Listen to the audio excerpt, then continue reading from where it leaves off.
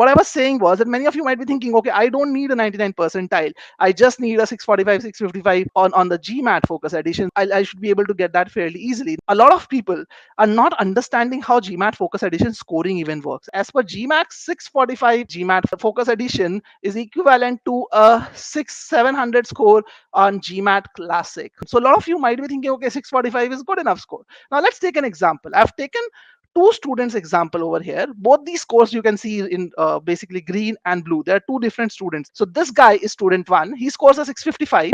This guy is student 2, he also scores a 655. Both of them have the same score, but there's a difference in their sectional scores. Like quant, DI and verbal scores are slightly different. Now who is a more desirable candidate to ISB or an INSEAD? Everything else falling into place, who will get into ISB and INSEAD and who will not? So again, this is a very important point I'm bringing to the picture, because this point has not been talked about by a lot of experts till now, and this, if ignored, will become a very, very big problem if you apply to B schools. You might take the GMAT Focus edition, get a good enough score, and later on realize that you're still getting rejected because you did not plan the GMAT Focus right.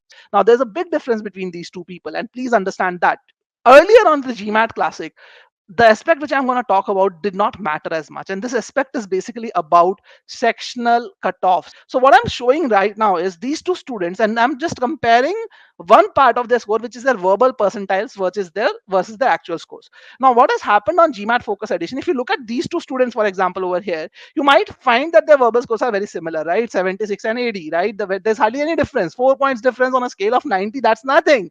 But that's not the true picture. If you look at the true picture, what you will realize is that a verbal 76 is just a 25 percentile. So this student has only scored a 25 percentile on verbal. Okay, on the other hand, this guy has scored a 60th percentile in verbal. Are you getting my point? So this is what is happening with the GMAT Focus Edition scoring. If you can get to the same score of 655, which is on an equivalent scale. If you convert that, that is equivalent to a 710, which is good enough for any European B school, any Indian B school, whether you look at IIMs, ISB. It's very good score for all these schools if you have a decent profile.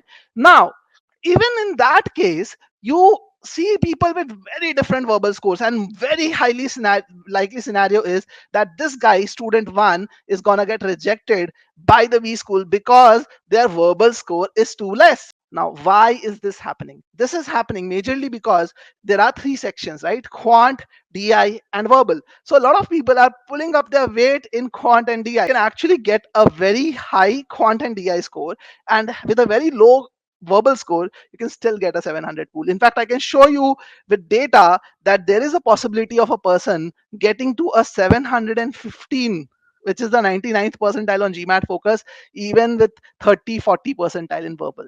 And trust me guys, that's not a profile that a B school will want. So if you are not focusing on verbal enough, you are wrong, my friend. Now, why all this is coming into picture, you have to understand that difference in scoring that has happened. So if you look at the GMAT Classic, if you are scoring a 700 on GMAT, your minimum verbal score should have been a 34, because even if you achieve a highest score in quant, which is 51, which is very rare, you still have to get a minimum of 34.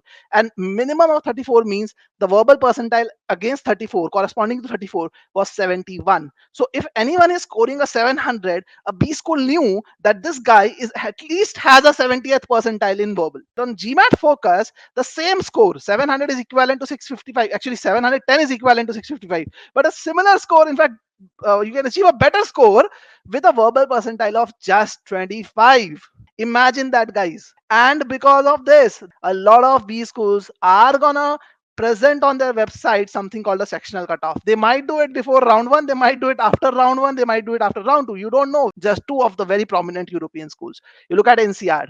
Read, this is snippet from the website itself. For GMAT Focus Edition, NCR recommends a minimum of 68th percentile on verbal component, which is verbal 80. And these are just two B schools which I have mentioned who have already given the sectional cutoff criteria on the website. And that is something which is gonna hurt a lot of people. I have already spoken to at least 10 people scored 655 plus, and their verbal percentile is below the 50th percentile, and they were not even aware that the sectional cutoff criteria could be there, and they were just thinking about writing their applications with this score.